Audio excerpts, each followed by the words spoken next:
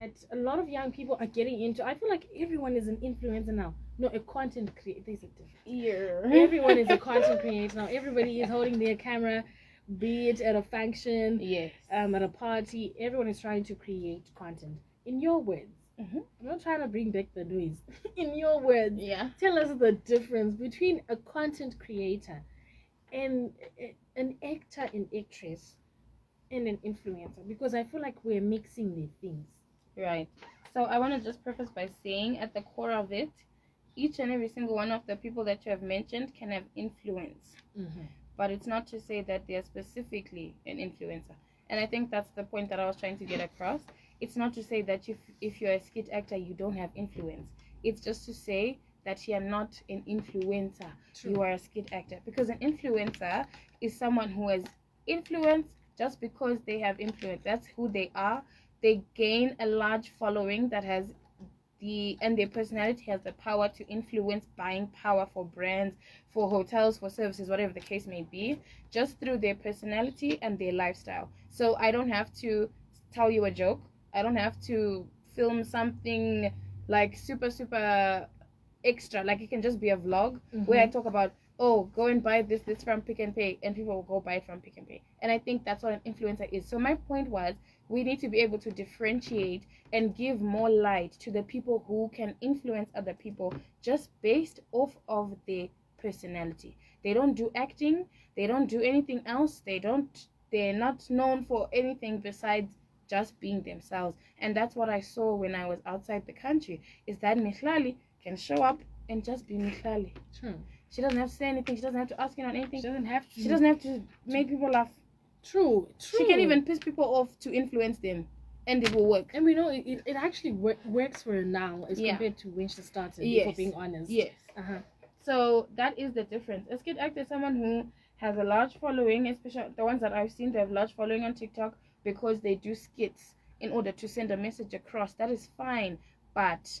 And that's when brands approach them, because of their following, not because of the influence. Not because of the influence. And that's the problem, I think, with where we currently are in the industry right now, is that there's a lot of focus on the following. But a lot of micro influencers, macro influencers, or influencers in general, they are the people that will be able to influence buying power because they speak to the day-to-day person. True. They interact with the day-to-day person. If you met me outside in the shop, I'm not going to ignore you, because I don't think that I'm famous, but I just know that you might know me from TikTok, so I will speak to you. And if you ask me where I got my nails done, I'm going to tell you my nail tech, and then I've influenced you to go get your nails done with my nail tech. So it's like, I did not mean to offend anyone. I did not like anyone. I feel like people actually took it the wrong way. They took it the wrong way. Because nowadays, I believe, as Zimbabweans, we didn't have, like what you said, we didn't have influencers. Yes. We did have content creators and skit actors. Yes. And brands then approach you because of the following that you're getting from your acting, as compared to being an influencer. This is why I think I've had a conversation with one content creator here, and we actually talked about how in South Africa it's different, Paguti. Most of them now, they're influencing because of their personality, not because of the personality they get in, a character. Yes. A character it's they not get a into. character. Yes, it's who they are. And I'm just saying, to me, when I came back, I didn't see an industry, because when you have an influencer industry, you have influencers of different ages, of different walks of life. You have influencers who are kids, for example. True. They get the brand deals, their Pampers, or they get things from what's a baby shop? I don't know. Wherever. Predo Kids. I like that. I really like that brand. Predo Baby or whatever. They get things from Predo Baby, and then because these people are followed, they have a following and they're known because it's a kid influencer, they're going to post Predo Baby because that's the niche. Do you understand? True. And at the same time, a go-go can be an influencer. A go-go can talk about how she went to the park and she did this and she needs these supplements to make her back hurt less and whatever. We don't have that. And that's just what I was saying. It should not just be focused on skit actors because they have large following, because there are people who have large following as well, who actually could influence the day-to-day person just by being themselves. And it's not kudzikisira maskit actor nechichichi vanhu masocialite akus kudzikisira. And that's the thing that I think people just failed to comprehend, that if I say that there's nothing, it doesn't. I feel like it's if I say that there's no influencers, yes, if I say that I didn't see influencers when I got to Zim, it doesn't mean that you are not. It just means I didn't see you, and it means I didn't see what I was expecting to see. True. And that's just it. So I want to understand, how do you think social media can be used to promote, because I know you use social media to promote mental health awareness and reduce stigma through Nat Navigates. So how can we continue to, if we're being honest, the conversation in mental health, we are having it, but we're not practicing it because we joke about it, we laugh about it, but we are not practicing what exactly taking care of our mental health is. I want to understand, how do you think social media can be used to promote it without giving pressure to the audience? Be vulnerable. I know it's scary to post your stories on social media just because of monitoring spirits evil, whatever. But I think if people were to open their social media and see that there's someone talking about the struggle that they've been through, I can relate. True. And I can say, oh, okay. And then if you go further and you talk about how you coped with how you were feeling, you've helped someone. Because they've related, they know what you've been through, and you've given them the tools. And just that one person helped, we've already done work. I think Tanata posted a video, if I'm not mistaken, I think yesterday, where she was basically explaining how she wasn't posting as much as she should. Yeah. And Tanata has been on the show, and she mentioned how life has been hard. I don't feel pretty enough. That's the side we don't see when it comes to mental health, if we're being honest. Because I walk up into the studio looking all glammed up, and you see the live and you think, oh, she has everything in order. But the person I am when I'm alone is the person that we don't see. So to my 99 pictures, I'm going to post one. Literally. And it will be the one where you're smiling. Yeah. So I think Tanata is doing really well in terms of her vulnerability on her page specifically. I think even in terms of like dating and understanding how much pressure Valentine's Day can put on you, that I think is very important. And I think she's doing well by the girls often, because she's giving them a space to be seen. True. And she's seeing them by just speaking to them. I will just call out the niggas, the men. Hello, please, can you guys talk to each other about mental health? Show up for each other. It's so important to have a male figure who can be like, broski, if you're depressed, I can help you. There's no shame in it. If you're feeling anxious, let's get you help. If you're struggling with something, let's talk to each other. We need more men to come onto social media and be like, last year I was ABCD. Takura did that very well, and I respect his vulnerability to stand in front of people and say, this is what I was going through, but I'm back now and I'm better. If we have more of those people who actually are willing to share their struggles and not present themselves as these big macho men, we will grow so much. Because I think the macho men narrative has ruined men, in that they feel like they can't go through emotions, they just have to keep it pushing, and that's wrong. That is wrong. And I feel like when it comes to social media, it has also affected us, because now we're living in pretense, because we're trying to raise a standard. I always tell people this. Do you know that that trend, the It Girl? Yeah. Where I wake up at 5 a.m. I work out. I'm gonna speak the way they do it. Yes, I'm gonna have a matcha. I'm gonna have a matcha. Yeah. And then I'm gonna journal. And then I'm gonna go can't to journal yoga every day, and walk guys. my dog. I'm gonna, and I'm going to sit down and have a conversation with my. That's unrealistic. Yeah. Some days I'm waking up. Like No, if there's nothing like that, you can't journal every day. You guys, the thing is, I feel like for us as creatives, the thinking that comes out of it, the exhaustion that you have, it's unrealistic for you to get home and start thinking again and writing down in a journal. I'll be completely honest with you. I haven't journaled this either. I journaled yesterday. Well done. For the first, it was 3 lines, but it's progress. Well done. Yeah. It is something though. It's progress. I think sometimes. Okay, sorry, I'm staring away. The It Girl narrative.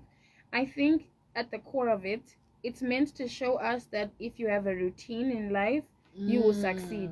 But I think it's damaging, It is damaging. Because the routine then makes it seem like if you don't drink matcha in the morning, you are not an it girl. And babe, I've never tasted matcha. But I can say I'm an it girl. Do you know what I mean? True. Is my routine fixed and set? Do I walk my dog and come back and also it's okay steam not to have your routine? No, I don't. But I'm building my routine. That is I'm building my routine. And I think that's the point. We need to be able to take the message from content instead of the physicality. In like taking, oh my gosh, I need a Stanley Cup. Oh my gosh, I need to start drinking matcha. I need to start going to yoga. You need to not take that stuff.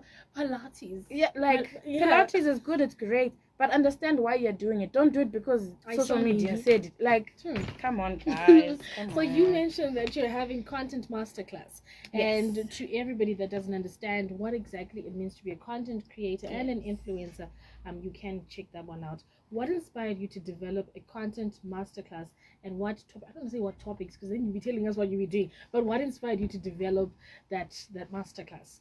So I believe that, so I did say in the beginning, I'm monetizing now in that was year 9 and year 10. I just want to be able to kind of be a catalyst or like something to make it move faster. An enzyme. Kind of called an enzyme to you making money through social media quickly and in this current space. So I've been doing this for a while, and I just thought I got here by mistake. My first brand deal was not planned. It was the grace of God. God opened the door for me and I took it instantly, and now I'm here. So I want to be able to be that same person who can open doors for others and inspire. And so I am making zero profit from that masterclass. I will just say that right now. I am not making a single cent. It is simply for you to come and show up and learn and live with the equipment that you need. And so I can tell you the topics we'll be talking about. There's 3 modules, so it's basically filming. Live with the equipment. Yes. You're giving us equipment. Yes. So for $30, you get a piece of equipment as well as a resource booklet telling you all of what you need to know in terms of filming, editing, posting, scheduling your posts, reaching out to brands, creating a portfolio, creating a rate card, turning you into a content creator who will at some point be an influencer. If you want to be an influencer, you can also just become a content creator who does work for brands behind the scene. You don't have to be seen, but you can still just, do what you do. All right. So this takes us to our last question. What are your long-term career? No, this is not the last question. The last question, I have it. What are your long-term career goals? My long-term career goal, sitting at this chair right now, I would say is to practice social work at some point, hopefully in this year, but to become an international social influencer. International. Press I want to stuff? go. Yes, I want to. Please don't be stabbed. No, never that. I'll that. never do that. Come on. I would never do that. That's one reason I will not watch. But my point is, I want to be able to be an influencer in whichever environment I'm in. So that is my long-term goal. I want to sit next to Nella Rose, and I want to come back and say, I said it here at Capital FM. I am going to sit at a table with Nella Rose. Yes. Because I would have gotten myself, and God would have taken me to the places that I need to go. I don't want you to know me in Zim. I don't want you to know me in South Africa. I want you to know me, full stop. Period. In the last question, speak to Natalie in 2015, holding that phone, because I know data sends them a phone for content creation. You're speaking to her right now, and she's there like, I only got 2 likes. You're gonna make me cry. Don't cry, girl. Like, you're actually going to make me cry. I'm gonna record this just so I can keep it in my... Please record that. Because, like what you were saying, when we think, oh, I want to be a content creator, the first thing that we think about, why do people don't engage? Yeah. So speak to Natalie. Natalie, 2015. She's holding that. I remember you doing makeup with your friend. My mom. And your mom and your sister with straight hair. Speak to that Natalie who's about to hold her camera and start recording a makeup video. Hi, Nat.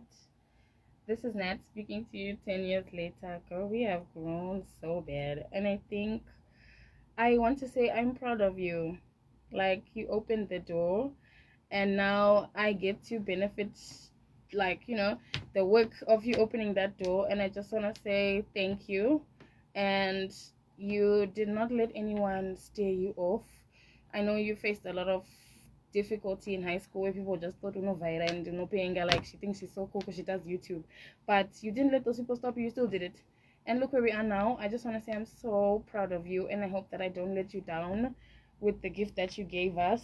And yeah, like you did that. Like I'm proud of you. You did that. Like I'm so proud of you, Nat. Like just keep it pushing, and I promise the next door in the next 10 years will be bigger than the one that you opened. Right. Amen. And how do we get in touch with Nat? You can find me on Instagram at _Natalie with an extra IE at the end. And then you can find me on TikTok at Natalie.Nachipo. Alternatively, you can email me at Natalie.Nachipo1@gmail.com if that's what you decide. And we close it up with thank you. Kana. Huh? Kana.